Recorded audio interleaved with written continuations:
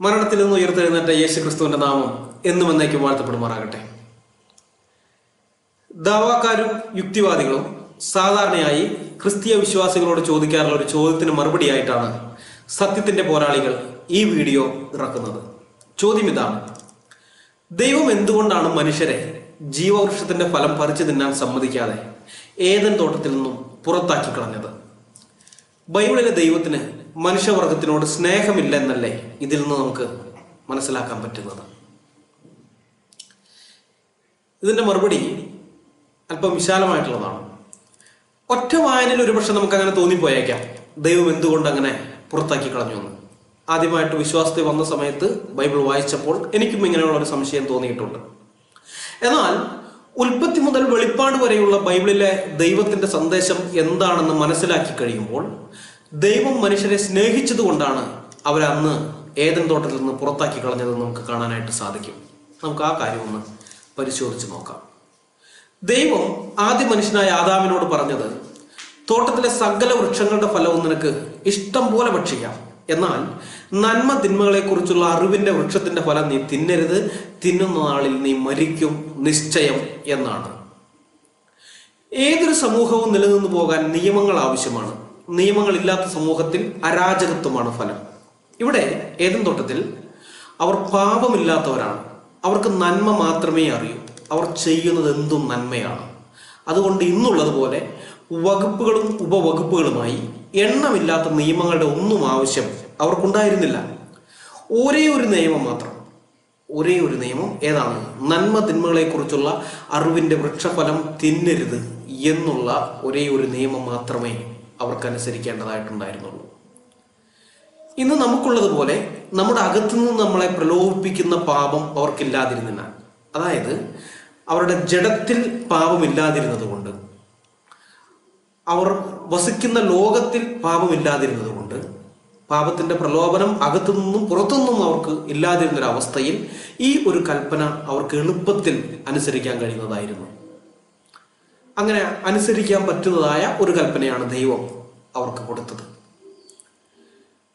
പക്ഷെ അത് അവരനുസരിച്ചില്ല, അവരതിനെ ലംഘിക്കുകയാണ് ഉണ്ടായത്.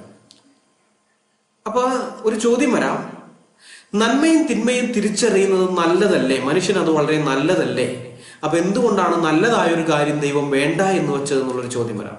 തീർച്ചയായും നന്മയും തിന്മയും തിരിച്ചറിയുന്നത് നല്ലതാണ്. എപ്പോൾ? അവർ നമ്മുടേതായ അവസ്ഥയിലായിരുന്നെങ്കിൽ, നമ്മൾ ഇന്ന് ആയിരിക്കുന്നത് പോലെ പാപം നിറഞ്ഞൊരു ലോകത്ത്, പാപം നിറഞ്ഞൊരു ശരീരത്തിലാണ് ജീവിക്കുന്നതെങ്കിൽ നന്മയും തിന്മയും തിരിച്ചറിയേണ്ടത് അത്യാവശ്യമാണ്. എന്നാൽ അവരുണ്ടായിരുന്നത് നിഷ്പാപാവസ്ഥയിലാണ്. പാപം എന്തെന്ന് പോലും അറിഞ്ഞുകൂടാത്ത, നന്മ മാത്രം അറിയുന്ന ഒരു അവസ്ഥയിലാണ് അവരുണ്ടായിരുന്നത്. അവർ ചെയ്യുന്നതെല്ലാം നന്മയാണ്, അഥവാ അവർക്ക് നന്മ മാത്രമേ ചെയ്യാൻ സാധിക്കുകയുള്ളൂ. അങ്ങനെയുള്ളൊരവസ്ഥയിലാണ് അവരുണ്ടായിരുന്നത്. ആ അവസ്ഥയിൽ മറ്റേതൊരു പിതാവിനെയും പോലെ ദൈവം ആഗ്രഹിച്ചത് തൻ്റെ മക്കൾ തിന്മ എന്തെന്ന് അറിയരുതെന്നുള്ളതാണ്. അത് ന്യായമായ ഒരു ആഗ്രഹമാണ്. അതുകൊണ്ടാണ് ദൈവം അവരോട് നന്മ തിന്മകളെ കുറിച്ചുള്ള വൃക്ഷത്തിന്റെ ഫലം തിന്നരുതെന്ന് കൽപ്പിച്ചത്. അങ്ങനെയാണെങ്കിൽ ദൈവം എന്തിന് ആ വൃക്ഷം അവിടെ മുളപ്പിച്ചു എന്ന് ചോദിച്ചേക്കാം. എന്തിനാണ് ദൈവം അങ്ങനെ ഒരു വൃക്ഷം അവിടെ മുളപ്പിച്ചത്? മുളപ്പിക്കാതിരുന്നാൽ പോരെ എന്ന് ചോദിച്ചേക്കാം. രണ്ട് കാരണങ്ങൾ അതിനുണ്ട്. ഒന്ന്, നേരത്തെ പറഞ്ഞ നിയമം. നിയമങ്ങൾ ഇല്ലാതിരിക്കുന്ന സമൂഹത്തിൽ അരാജകത്വമാണ് ഫലം, അതുകൊണ്ടൊരു നിയമം ആവശ്യമാണ്. രണ്ടാമത്തേത്, പരിപൂർണ ഹൃദയത്തോടുകൂടെ ഉള്ളതായിരിക്കണം ദൈവത്തോടുള്ള സ്നേഹവും അനുസരണവും എന്ന ദൈവത്തിന്റെ ആഗ്രഹമാണ്. ദൈവം മനുഷ്യനെ സൃഷ്ടിച്ചത് യന്ത്രമനുഷ്യനൊന്നായിട്ടല്ല, ചിന്തയും വികാരവും വിവേകവും ഇച്ഛയും വിവേചനശേഷിയും ഒക്കെ ഉള്ള മനുഷ്യനായിട്ടാണ്. അപ്പൊ ദൈവം മനുഷ്യനെ സൃഷ്ടിച്ചത് ഇങ്ങനെ എല്ലാം ഉള്ളതായതുകൊണ്ട് അവന്റെ ആ ചിന്തയിൽ നിന്ന്, അവന്റെ വികാരത്തിൽ നിന്ന്, അവന്റെ ഇച്ഛയിൽ നിന്നും വിവേകത്തിൽ നിന്നും ഒക്കെ അവൻ സ്വമേധയാ തിരഞ്ഞെടുക്കണം ദൈവത്തെ. അതാണ് ദൈവം ആഗ്രഹിച്ചത്. ദൈവം മനുഷ്യന് നൽകിയിരിക്കുന്ന സ്വാതന്ത്ര്യം എന്നതൊക്കെ നമ്മൾ ഊഹിക്കുന്നതിൻ്റെയൊക്കെ വളരെ അപ്പുറത്താണ്. ഏതൊരു മനുഷ്യനും തൻ്റെ മകന് പൂർണ്ണ സ്വാതന്ത്ര്യം കൊടുക്കുന്നു എന്ന് അവകാശപ്പെട്ടാലും, യുക്തിവാദികളായ സ്നേഹിതന്മാർ പലരും അങ്ങനെ അവകാശപ്പെടുന്ന ഞാൻ കണ്ടിട്ടുണ്ട്. തൻ്റെ മക്കൾക്ക് പരിപൂർണ സ്വാതന്ത്ര്യം നൽകിയിട്ടുണ്ട്, അവർക്ക് ഇഷ്ടമുള്ളത് അവർ ചെയ്യട്ടെ എന്നൊക്കെ. പക്ഷെ എത്രയൊക്കെ സ്വാതന്ത്ര്യം കൊടുക്കുന്നെന്ന് അവകാശപ്പെട്ടാലും ഒരു പരിധിക്കപ്പുറം അവന് സ്വാതന്ത്ര്യമൊന്നും കൊടുക്കുകയില്ല. തന്നെ തള്ളിപ്പറയാനുള്ള സ്വാതന്ത്ര്യം ഒരിക്കലും അയാൾ തൻ്റെ മക്കൾക്ക് കൊടുക്കുകയില്ല. താങ്കൾ ഇനി മുതൽ എൻ്റെ പിതാവല്ല, താങ്കളെ ഇനി പിതാവായിട്ട് അംഗീകരിക്കാൻ ഞങ്ങൾക്ക് ബുദ്ധിമുട്ടാണ് എന്ന് പറഞ്ഞ് തന്നെ തള്ളിക്കളയാനുള്ള സ്വാതന്ത്ര്യമൊന്നും ഒരാളും തൻ്റെ മക്കൾക്ക് കൊടുക്കുകയില്ല. അയാളുടെ ആഗ്രഹം അവർ തന്നെ അനുസരിക്കണമെന്നും സ്നേഹിക്കണമെന്നുമാണ്. അതായിരിക്കും ആഗ്രഹം. പക്ഷെ ദൈവം മനുഷ്യർക്ക് നൽകിയിരിക്കുന്ന സ്വാതന്ത്ര്യം എന്ന് പറയുന്നത് ദൈവത്തെ തള്ളിപ്പറയാനും കൂടിയുള്ള അത്ര വലിയ സ്വാതന്ത്ര്യമാണ്.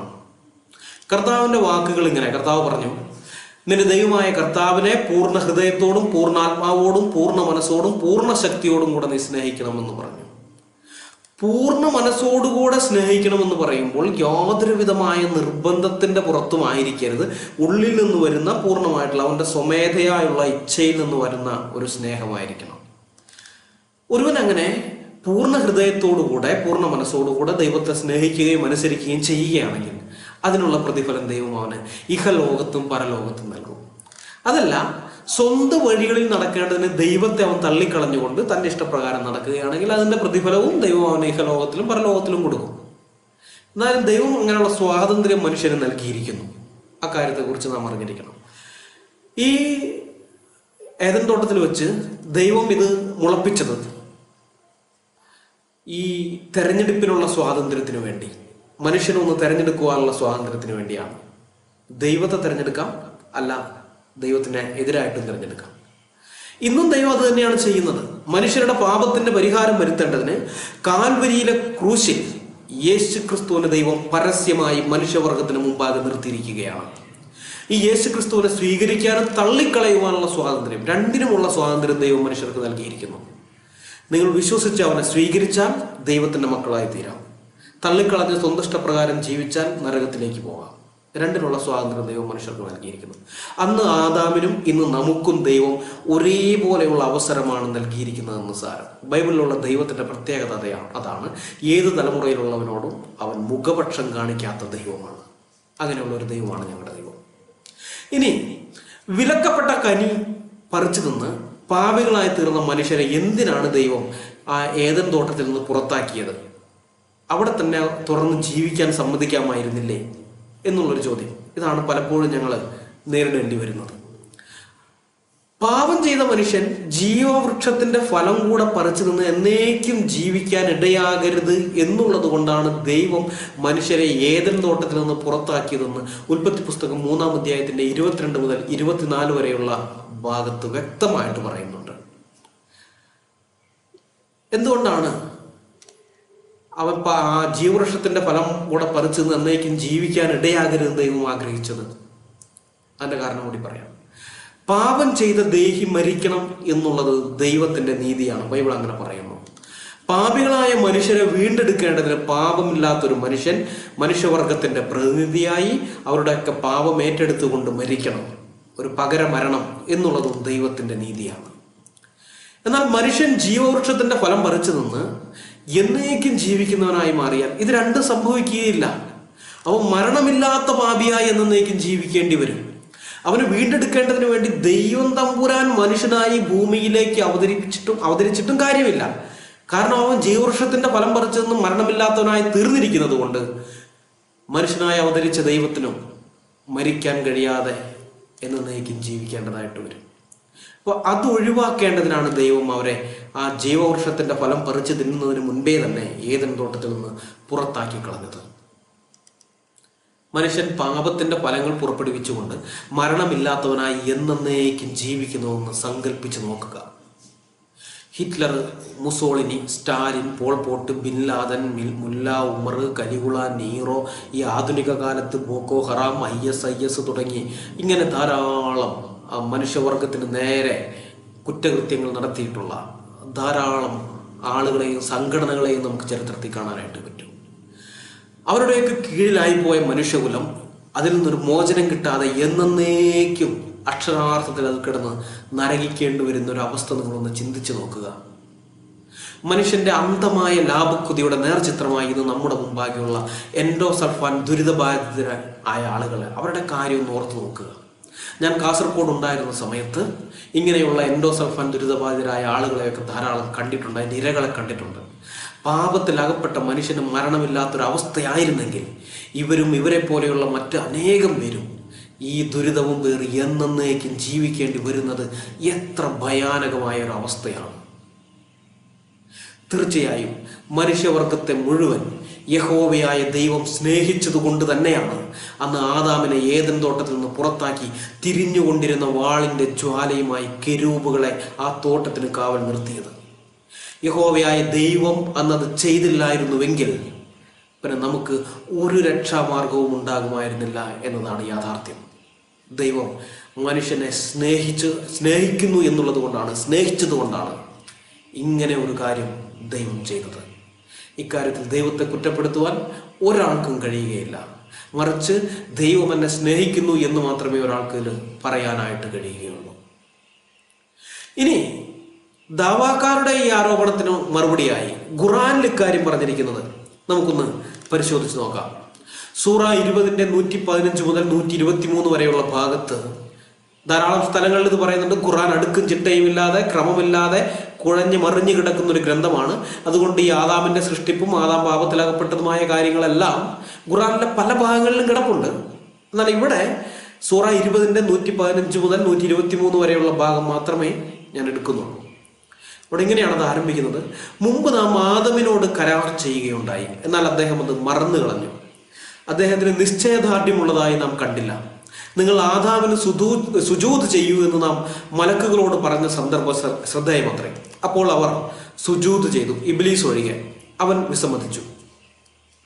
അപ്പോൾ നാം പറഞ്ഞു, ആദമേ, തീർച്ചയായും ഇവൻ നിന്റെയും നിന്റെ ഇണയുടെയും ശത്രുവാകുന്നു. അതിനാൽ നിങ്ങളെ രണ്ടുപേരെയും അവൻ സ്വർഗത്തിൽ നിന്ന് പുറന്തള്ളാതിരിക്കട്ടെ. അങ്ങനെ സംഭവിക്കുന്ന പക്ഷം നീ കഷ്ടപ്പെടും. തീർച്ചയായും നിനക്ക് ഇവിടെ വിശക്കാതെയും നഗ്നനാകാതെയും കഴിയാം. നിനക്ക് ഇവിടെ ദാഹിക്കാതെയും വെയിൽ കൊള്ളാതെയും കഴിയാം. അപ്പോൾ പിശാച് അദ്ദേഹത്തിന് ദുർബോധനം നൽകി. ആദമേ, അനശ്വരത നൽകുന്ന ഒരു വൃക്ഷത്തെപ്പറ്റിയും ക്ഷയിച്ചു പോകാത്ത ആധിപത്യത്തെപ്പറ്റിയും ഞാൻ നിനക്ക് അറിയിച്ചു തരട്ടെയോ? അങ്ങനെ അവർ, അതായത് ആദമും ഭാര്യയും, ആ വൃക്ഷത്തിൽ നിന്ന് ഭക്ഷിച്ചു. അപ്പോൾ അവർ ഇരുവർക്കും തങ്ങളുടെ ഗുഹ്യഭാഗങ്ങൾ വെളിപ്പെടുകയും സ്വർഗത്തിലെ ഇലകൾ കൂട്ടിച്ചേർത്ത് തങ്ങളുടെ ദേഹം അവർ പൊതിയാൻ തുടങ്ങുകയും ചെയ്തു. ആദം തൻ്റെ രക്ഷിതാവിനോട് അനുസരണക്കേട് കാണിക്കുകയും അങ്ങനെ പിഴച്ചു പോവുകയും ചെയ്തു. അനന്തരം അദ്ദേഹത്തിൻ്റെ രക്ഷിതാവ് അദ്ദേഹത്തെ ഉത്കൃഷ്ടനായി തിരഞ്ഞെടുക്കുകയും അദ്ദേഹത്തിൻ്റെ പശ്ചാത്താപം സ്വീകരിക്കുകയും മാർഗദർശനം നൽകുകയും ചെയ്തു. അവൻ പറഞ്ഞു, അതായത് അള്ളാഹു പറഞ്ഞു, നിങ്ങൾ രണ്ടുപേരും ഒന്നിച്ച് ഇവിടെ നിന്ന് ഇറങ്ങിപ്പോകുക. നിങ്ങളിൽ ചിലർക്ക് ശത്രുക്കളാകുന്നു. എന്നാൽ എൻ്റെ പക്കൽ നിന്നുള്ള വല്ല മാർഗദർശനവും നിങ്ങൾക്ക് വന്നു കിട്ടുന്ന പക്ഷം അപ്പോൾ എൻ്റെ മാർഗദർശനം ആർ പിൻപറ്റുന്നുവോ അവൻ പിഴച്ചു പോവുകയില്ല, കഷ്ടപ്പെടുകയുമില്ല. ഈ ഖുർആൻ വാക്യങ്ങളുടെ അടിസ്ഥാനത്തിൽ ദാവാക്കാർ നമ്മളോട് പറയുന്നത് ഇബ്ലീസിന്റെ അഥവാ പിശാചിന്റെ പ്രേരണയാൽ ദൈവകൽപ്പന ലംഘിച്ചത് ആദമും ഭാര്യയും ഒരുമിച്ചാണ്. ഇവർ രണ്ടുപേരും കൂടിയാണ് ദൈവകൽപ്പന ലംഘിച്ചത്. അതുകൊണ്ട് ശിക്ഷ ലഭിച്ചത് രണ്ടുപേർക്കും ഒരുമിച്ചാണ്. അള്ളാഹു യാതൊരു പക്ഷഭേദവും കാണിക്കാത്ത ദൈവമാണെന്നതിന് ഇത് തന്നെ മതിയായൊരു തെളിവാണെന്നൊക്കെയാണ്. ഏതായാലും നമുക്ക് ഈ ഖുർആൻ വാക്യങ്ങളെ ചെറുതായിട്ടൊന്ന് അപഗ്രഥിച്ച് നോക്കാം. ഈ പറയുന്നതിൽ വല്ല കഴമ്പുണ്ടോ എന്ന് നമുക്കറിയണ്ടേ. യഹോവയായ ദൈവം മനുഷ്യ സൃഷ്ടിപ്പിനെ പറ്റിയും അവർ അനുഗ്രഹിച്ചതിനെ പറ്റിയും അവർ ദൈവകൽപ്പന ലംഘിച്ചതിനെ പറ്റിയും കൽപ്പനാ ലംഘനത്തിന് അവരെ ശിക്ഷിച്ചതിനെ പറ്റിയും വളരെ വ്യക്തമായി ബൈബിളിൽ രേഖപ്പെടുത്തിയിരിക്കുമ്പോൾ ഖുർആൻ അതിൻ്റെ സഹജ സ്വഭാവത്തിനൊത്തവണ്ണം ഈ സംഭവങ്ങളുടെ അവ്യക്തവും കുഴഞ്ഞു മറിഞ്ഞതുമായ ഒരു വിവരണമാണ് മനുഷ്യർക്ക് നൽകുന്നത്. ബൈബിളിനെ പോലെ അടുക്കും ചിട്ടയുമുള്ള ഒരു ഗ്രന്ഥമല്ല ഖുർആൻ എന്നതിനാൽ ഇതേ സംഭവം നേരത്തെ ഞാൻ പറഞ്ഞു, ഖുർആനിൽ മറ്റു ചില ഭാഗങ്ങളിൽ വ്യത്യാസത്തോടെ കാണപ്പെടുന്നുമുണ്ട്. സൂറ 2 30 മുതൽ 39 വരെ, 7 11 മുതൽ 25 വരെ, അതുപോലെ 15 26 മുതൽ 44 വരെ, 17 60 മുതൽ 65 വരെ, 18 50, 38 71 മുതൽ 85 വരെയുള്ള ഭാഗങ്ങളൊക്കെ ഇതിൽ ചിലതാണ്. ഏതായാലും ഇവിടെ ഈ പറഞ്ഞ ഭാഗത്ത് അള്ളാഹു കരാർ ചെയ്തത് ആദമിനോട് മാത്രമാണ് നമുക്ക് കാണാനായിട്ട് പറ്റും 115-ാമത്തെ ആയത്തിൽ. അതുകൊണ്ട് കരാർ ലംഘിക്കപ്പെട്ടെങ്കിൽ ശിക്ഷിക്കപ്പെടേണ്ടത് ആദം മാത്രമായിരിക്കണം. സൂറ 4:34 നമ്മൾ വായിക്കുന്നത്, അവിടെ അള്ളാഹ് മലക്ക് പറയുന്നത് ഇങ്ങനെയാണ്: പുരുഷന്മാർ സ്ത്രീകളുടെ മേൽ നിയന്ത്രണാധികാരമുള്ളവരാകുന്നു എന്നാണ്. മനുഷ്യരിൽ ഒരു വിഭാഗത്തിന്, അതായത് പുരുഷന്മാർക്ക് മറുവിഭാഗത്തേക്കാൾ, അതായത് സ്ത്രീകളെക്കാൾ അള്ളാഹു കൂടുതൽ കഴിവ് നൽകിയത് കൊണ്ടാണ് എന്ന് അതേ വാക്യത്തിൽ തന്നെ ഉള്ളതിനാൽ പാപം ചെയ്തതിന് ശേഷം ഉണ്ടായതല്ല ഈ നിയന്ത്രണാധികാരം, മറിച്ച് സൃഷ്ടി മുതലേ ഉള്ളതാണെന്ന് നമുക്ക് മനസ്സിലാക്കാനായിട്ട് പറ്റും. അപ്പൊ പിശാച് ദുർബോധനം നൽകുന്നത് ആദമിനാണ്, ആദമിന്റെ ഇണയ്ക്കല്ല. ആദം പിശാചിന്റെ ദുർബോധനം അനുസരിച്ചു, അത്രയേ ഉള്ളൂ. ആദം പറഞ്ഞത് ഹൗവയും അനുസരിച്ചു. ആദം പിശാച് പറഞ്ഞതനുസരിച്ചു. ഹൗവ അല്ലെങ്കിൽ ആദമിന്റെ ഇണ, ഹൗവ എന്നൊന്നും ഖുർആനിനകത്തില്ല, ആദമിന്റെ ഇണ എന്നേ ഉള്ളൂ. ആദമിന്റെ ഇണ ആദം പറഞ്ഞതും അനുസരിച്ചു. അപ്പൊ തന്റെ മേൽ നിയന്ത്രണാധികാരമുള്ളവനായി അള്ളാഹു നിയമിച്ചാക്കി വെച്ച ആദമിനെ അനുസരിക്കേണ്ടത് അവന്റെ ഇണയുടെ സ്വാഭാവികമായ ഒരു കർത്തവ്യം മാത്രമാണ്. ആദാമിന്റെ ഇണയുമായി അള്ളാഹു കരാർ ചെയ്തിട്ടില്ല എന്നുള്ള കാര്യം കൂടി നാം ഓർക്കണം. അപ്പൊ ആ മരത്തിൽ നിന്ന് എന്തോ ഒന്ന് ഭക്ഷിച്ചതിന് അള്ളാഹുമായുള്ള കരാറിൽ ഉൾപ്പെടാത്ത, സ്വന്തമായി തീരുമാനമെടുക്കാൻ അനുവാദമില്ലാത്ത, പുരുഷന്റെ നിയന്ത്രണാധികാരത്തിന് കീഴടങ്ങി അവൻ അനുസരിക്കാൻ മാത്രം വിധിക്കപ്പെട്ട ആദാമിന്റെ ഇണയെ അള്ളാഹു ശിക്ഷിച്ചത് എന്തിനാണ്? ഇതെന്ത് നീതിബോധമാണ്? ഇതിനുള്ള മറുപടി ദാവാക്കാർ പറയേണ്ടതുണ്ട്. ഇത് മാത്രമല്ല, സൂറ 20 115 മുതൽ 123 വരെയുള്ള ഭാഗം ദൈവശാസ്ത്രപരമായ അനേകം പ്രശ്നങ്ങൾ ഉയർത്തുന്നുണ്ട്. സമയപരിമിതി മൂലം എല്ലാ പ്രശ്നങ്ങളും ഇവിടെ കൈകാര്യം ചെയ്യാൻ തൽക്കാലം നിവൃത്തിയില്ല. എങ്കിലും ഈ വീഡിയോ ശ്രദ്ധിക്കുന്നവരുടെ അറിവിലേക്കായി ഒരു വിഷയം മാത്രം ഞാൻ അവതരിപ്പിക്കുകയാണ്. ബൈബിളിൽ വെളിപ്പെടുത്തിയിരിക്കുന്ന ഏദൻ തോട്ടം എന്ന് പറയുന്നത് ഭൂമിയിലാണ്. തോട്ടം നനയ്ക്കുവാൻ പുറപ്പെട്ട നദിയുടെ ഒരു കൈവഴിയാണ് ഇന്നത്തെ യൂഫ്രട്ടീസ് നദി എന്ന് ബൈബിളിൽ പറയുന്നുണ്ട്. ആദമിന്റെ ഭാര്യ ഹവ്വയെയും ഹവ്വയെയും ഈ ഏദൻ തോട്ടത്തിലാണ് ദൈവം ആക്കിയതെന്ന് ബൈബിൾ പറയുന്നു. എന്നാൽ ഖുർആനിൽ പറഞ്ഞിരിക്കുന്ന ഏദൻ തോട്ടം ഭൂമിയിലല്ല, സ്വർഗത്തിലാണത്രേ. സ്വർഗത്തിലാണ്. വാക്യം 117 സ്വർഗത്തിൽ നിന്ന് പുറന്തള്ളാതിരിക്കട്ടെ. അതുപോലെ 121 ആയത്തിൽ സ്വർഗത്തിലെ ഇലകൾ എന്നൊക്കെ പറയുന്നുണ്ട്. ഇത് ഖുർആന്റെ മറ്റു ചില ഭാഗങ്ങളിലും പറയുന്നത് നമുക്ക് മനസ്സിലാക്കാൻ പറ്റും. ഈ തോട്ടം സ്വർഗത്തിലാണ്. നിങ്ങൾ തഫ്സീറുകൾ എടുത്തു നോക്കിയാൽ, ഹദീസുകൾ എടുത്തു നോക്കിയാൽ അവിടെയൊക്കെ കാണാം ഈ തോട്ടം സ്വർഗത്തിലാണെന്നാണ് പറയുന്നത്. ഏദൻ തോട്ടം സ്വർഗത്തിലാണ് ഖുർആൻ അനുസരിച്ച്, അല്ലെങ്കിൽ ഇസ്ലാമിലെ ഏദൻ തോട്ടം. അപ്പൊ പാപം ചെയ്തതിന്റെ ശിക്ഷയായി അള്ളാഹു ആദമിനെയും അവന്റെ ഇണയെയും സ്വർഗത്തിൽ നിന്ന് ഭൂമിയിലേക്ക് പുറന്തള്ളിയതാണെന്നാണ് എല്ലാ ഇസ്ലാമിക പണ്ഡിതന്മാരും വ്യാഖ്യാനിക്കാറുള്ളത്. പക്ഷെ ഇതിൽ കല്ലുകടി ഉണ്ടാക്കുന്നൊരു പ്രശ്നം എന്താണെന്ന് വെച്ചാൽ 122 123 വാക്യങ്ങളാണ്. അവിടെ വായിച്ചത് മുമ്പേ വായിച്ചു, ഞാനിത് സമയപരിമിതി മൂലം വായിക്കുന്നില്ല. അനുസരണക്കേട് കാണിക്കുകയും പിഴച്ചു പോവുകയും ചെയ്ത ആദമിനെ അള്ളാഹു ഉത്കൃഷ്ടനായി തിരഞ്ഞെടുക്കുകയും ആദമിന്റെ പശ്ചാത്താപം സ്വീകരിക്കുകയും ആദമിന് മാർഗനിർദ്ദേശം നൽകുകയും ചെയ്തു എന്നാണ് നാം വായിക്കുന്നത്. തെറ്റ് ചെയ്തയാളെ ശിക്ഷിക്കാതെ ഉത്കൃഷ്ടനായി അള്ളാഹു തിരഞ്ഞെടുത്തു അത്രേ. അള്ളാഹുവിന്റെ നീതിബോധം കേമം തന്നെ. ഇനി ഇതൊക്കെ ചെയ്തതിന് ശേഷം അള്ളാഹു പറയുന്നത് എന്താണ്? നിങ്ങൾ രണ്ടാളും ഒരുമിച്ച് ഇവിടെ നിന്ന് ഇറങ്ങിപ്പോകൂ എന്ന്. തെറ്റ് ചെയ്തയാളുടെ പശ്ചാത്താപം സ്വീകരിച്ച് അയാളോട് ക്ഷമിച്ചു എന്നൊക്കെ പറഞ്ഞതിന് ശേഷം അയാളുടെ വാസസ്ഥലത്ത് നിന്ന് അയാളെ പുറത്താക്കി വിടുന്ന ഈ നീതിബോധമുണ്ടല്ലോ, ഇത് ആദ്യത്തേതിനേക്കാൾ വളരെ കെങ്കേമമാണ്. യഥാർത്ഥത്തിൽ അള്ളാഹു ആദമിന്റെ പശ്ചാത്താപം സ്വീകരിച്ചോ ഇല്ലയോ? ഇസ്ലാമിക പണ്ഡിതന്മാർ മറുപടി പറയാൻ കഴിയാതെ കുഴങ്ങുന്ന ഖുർആനിലുള്ള 100,000 പ്രശ്നങ്ങളിൽ ഒന്നാണിത്. പശ്ചാത്താപം സ്വീകരിച്ചു എന്ന് അങ്ങനെ പറയുകയാണെങ്കിൽ അവരെ എന്തിനാണ് ഏദൻ തോട്ടത്തിൽ നിന്ന് പുറത്തിറക്കി വിട്ടത്? ആ ചോദ്യത്തിന് ന്യായീകരണമില്ല. ഇപ്പൊ ഒരു ഉദാഹരണത്തിലൂടെ പറയുകയാണെങ്കിൽ, ഞാൻ ഒരു സ്കൂൾ അധ്യാപകനാണെന്ന് വിചാരിക്കുക. എൻ്റെ ക്ലാസ്സിൽ ഒരു വിദ്യാർത്ഥി അനുസരണക്കേട് കാണിക്കുന്നു. ഞാൻ ആ വിദ്യാർത്ഥിയെ ക്ലാസ്സിൽ പുറത്താക്കുന്നു. ആ വിദ്യാർത്ഥി എന്നോട് പറയാണ്, സാറേ തെറ്റിപ്പോയി, ക്ഷമിക്കണം, എനിക്ക് മാപ്പ് തരണം എന്നൊക്കെ പറഞ്ഞപ്പോൾ ഞാൻ പറഞ്ഞു, ശരി, ഞാൻ നിന്നോട് ക്ഷമിച്ചു, നിന്റെ പശ്ചാത്താപം ഞാൻ സ്വീകരിച്ചു, നിന്നോട് ക്ഷമിച്ചു എന്ന് പറഞ്ഞിട്ട് ഞാൻ അവനെ ആ ക്ലാസ്സിനല്ല സ്കൂളിൽ നിന്ന് തന്നെ TC കൊടുത്ത് പുറത്തു വിടുകയാണെങ്കിൽ വാസ്തവത്തിൽ ഞാൻ അവനോട് ക്ഷമിച്ചോ ഇല്ലയോ? ക്ഷമിച്ചെന്ന് പറഞ്ഞാൽ പിന്നെ അവന്റെ സ്ഥാനം പഴയതുപോലെ ക്ലാസ്സിന്റെ അകത്താണ്. മുൻപ് അവൻ ക്ലാസ്സിൽ എങ്ങനെയിരുന്നുവോ അതുപോലെ അവനെ തിരിച്ചാ ക്ലാസ്സിലേക്ക് കൊണ്ടുവന്ന് അവിടെ ഇരുത്തണം. അതാണ് ക്ഷമിച്ചു എന്ന് പറയുന്നത്. അല്ലാതെ ക്ഷമിച്ചെന്ന് പറയുകയും അവനെ ക്ലാസ്സിൽ നിന്നല്ല സ്കൂളിൽ നിന്ന് തന്നെ പുറത്താക്കുകയും ചെയ്താൽ ക്ഷമിച്ചെന്ന് പറഞ്ഞത് നുണയാണ്. അത് വെറും പച്ചക്കള്ളമാണ്. അത് മനസ്സിലാക്കാൻ നമുക്ക് വേറെ ഗവേഷണത്തിന്റെ ആവശ്യമൊന്നുമില്ല. അപ്പൊ ആദമിന്റെയും അവന്റെ ഇണയുടെയും പശ്ചാത്താപം അള്ളാഹു സ്വീകരിച്ചു എന്ന് പറഞ്ഞത് സത്യമാണെങ്കിൽ ഇന്ന് മനുഷ്യവർഗത്തിന്റെ സ്ഥാനം സ്വർഗത്തിലായിരിക്കണം. അതല്ല, ആദമിനെയും അവന്റെ ഇണയെയും സ്വർഗത്തിൽ നിറക്കി വിട്ടത് ശരിയാണ്, സത്യമായ കാര്യമാണെന്ന് വാദിക്കുകയാണെങ്കിൽ ആദമിന്റെ പശ്ചാത്താപം സ്വീകരിച്ചു എന്ന് ഖുർആനിൽ അള്ളാഹു പറഞ്ഞിരിക്കുന്നത് പച്ചക്കള്ളമാണ്, നുണയനാണ് അള്ളാഹു എന്നർത്ഥം.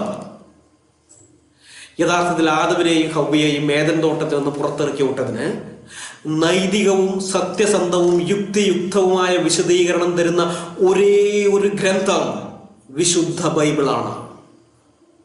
ഏദൻ തോട്ടത്തിൽ വെച്ച് മനുഷ്യന് തിന്നാൻ കഴിയാതെ പോയ ജീവവൃക്ഷത്തിന്റെ ഫലം യേശുക്രിസ്തുവിന്റെ രക്തത്താൽ വീണ്ടെടുക്കപ്പെടുന്നവർക്ക് യേശുക്രിസ്തുവിനെ കർത്താവും രക്ഷിതാവുമായി സ്വീകരിച്ച് ദൈവത്തിന്റെ മക്കളായി തീരുന്നവർക്ക് ഭാവിയിൽ ഭക്ഷിക്കാൻ കഴിയുമെന്ന് കൂടി ബൈബിൾ നമ്മളോട് പറയുന്നുണ്ട് എന്നുള്ള കാര്യം നിങ്ങൾ ഓർത്തിരിക്കണം. വെളിപ്പാട് പുസ്തകത്തിന്റെ അവസാനത്തെ അധ്യായങ്ങളിലേക്ക് വരുമ്പോൾ 22-ാം അധ്യായത്തിന്റെ 1 മുതൽ 5 വരെയുള്ള വാക്യങ്ങളിൽ നാം വായിക്കുന്നത് ഇങ്ങനെയാണ്: വീഥിയുടെ നടുവിൽ ദൈവത്തിന്റെയും കുഞ്ഞാടിന്റെയും സിംഹാസനത്തിൽ നിന്ന് പുറപ്പെടുന്നതായി പളുങ്ക് പോലെ ശുഭ്രമായ ജീവജല നദിയും അവൻ എന്നെ കാണിച്ചു. നദിക്ക് ഇക്കരെയും അക്കരെയും ജീവവൃക്ഷമുണ്ട്. അത് 12 വിധം ഫലം കായ്ച്ച് മാസം തോറും അതത് ഫലം കൊടുക്കുന്നു. വൃക്ഷത്തിന്റെ ഇല ജാതികളുടെ രോഗശാന്തിക്ക് ഉതകുന്നു. യാതൊരു ശാപവും ഇനി ഉണ്ടാകുകയില്ല. ദൈവത്തിന്റെയും കുഞ്ഞാടിന്റെയും സിംഹാസനം അതിലിരിക്കും. അവന്റെ ദാസന്മാർ അവനെ ആരാധിക്കും. അവർ അവന്റെ മുഖം കാണും. അവന്റെ നാമം അവരുടെ നെറ്റിയിലിരിക്കും. ഇനി രാത്രി ഉണ്ടാകുകയില്ല. ദൈവമായ കർത്താവ് അവരുടെ മേൽ പ്രകാശിക്കുന്നത് കൊണ്ട് വിളക്കിന്റെ വെളിച്ചമോ സൂര്യന്റെ വെളിച്ചമോ അവർക്ക് ആവശ്യമില്ല. അവർ എന്നേക്കും രാജാക്കന്മാരായിരിക്കും. വെളിപ്പാട് 22-ന്റെ 1 മുതൽ 5 വരെ. യേശുക്രിസ്തുവിലൂടെ മനുഷ്യരാശിക്ക് ലഭ്യമായ അനേക അനുഗ്രഹങ്ങളുടെ കൂട്ടത്തിൽ ഒന്നാണിതും. തിരഞ്ഞെടുക്കാനും തള്ളിക്കളയുവാനുള്ള സ്വാതന്ത്ര്യം മനുഷ്യർക്ക് നൽകിക്കൊണ്ടാണ് ഈ അനുഗ്രഹവും ദൈവം വെച്ചിരിക്കുന്നതെന്ന് കാണാനായിട്ട് പറ്റും. നിങ്ങൾ തള്ളിക്കളയുകയാണെങ്കിൽ നിങ്ങളുടെ ഇഷ്ടത്തിന് ജീവിക്കാം ഇവിടെ, പക്ഷേ അവസാനം നരകമാണ്. അതല്ല, നിങ്ങൾ യേശുക്രിസ്തുവിനെ സ്വീകരിക്കുകയാണെങ്കിൽ ഈ പറഞ്ഞ അനുഗ്രഹങ്ങളെല്ലാം നിങ്ങൾക്ക് ലഭിക്കുന്നതുമാണ്. ദൈവം നിങ്ങൾക്ക് വേണ്ടി തിരഞ്ഞെടുപ്പിനുള്ള സ്വാതന്ത്ര്യം വച്ചിരിക്കുകയാണ്. യേശുക്രിസ്തുവിനെ തിരഞ്ഞെടുക്കുവാനും തള്ളിക്കളയുവാനുമുള്ള സ്വാതന്ത്ര്യം ദൈവം വെച്ചിരിക്കുന്നു. ഏതായാലും ഖുർആനിൽ പറയുന്ന ആദമിന്റെ കഥ എന്ന് പറയുന്നത് വെറും പൊള്ളത്തരമാണ്.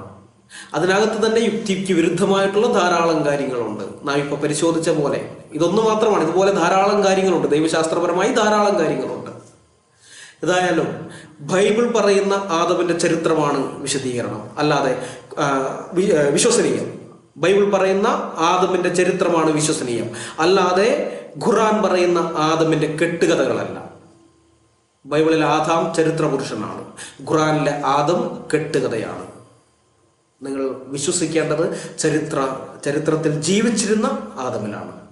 ആ ആദം എങ്ങനെ പാപം ചെയ്തു, ദൈവം എങ്ങനെ ആ പാപത്തിൽ നിന്ന് മനുഷ്യവർഗത്തെ രക്ഷിച്ചിരിക്കുന്നു എന്നുള്ള കാര്യം ഇത് മനസ്സിലാക്കുവാൻ നിങ്ങൾ വിശുദ്ധ വേദപുസ്തകം ബൈബിൾ വായിക്കുക. നിങ്ങളുടെ മാതൃഭാഷയിൽ ആ പുസ്തകം ലഭ്യമാണ്. മുസ്ലിം സ്നേഹിതന്മാർ അത് വായിച്ച് മനസ്സിലാക്കി ദൈവത്തിന്റെ രക്ഷയിലേക്ക് കടന്നു വരുവാൻ ദൈവം നിങ്ങളെ സഹായിക്കട്ടെ എന്ന് ഞാൻ പ്രാർത്ഥിക്കുന്നു. ദൈവത്തിന്റെ നാമം എന്നും എന്നേക്കും വാഴ്ത്തപ്പെടുമാറാകട്ടെ. ആമേൻ.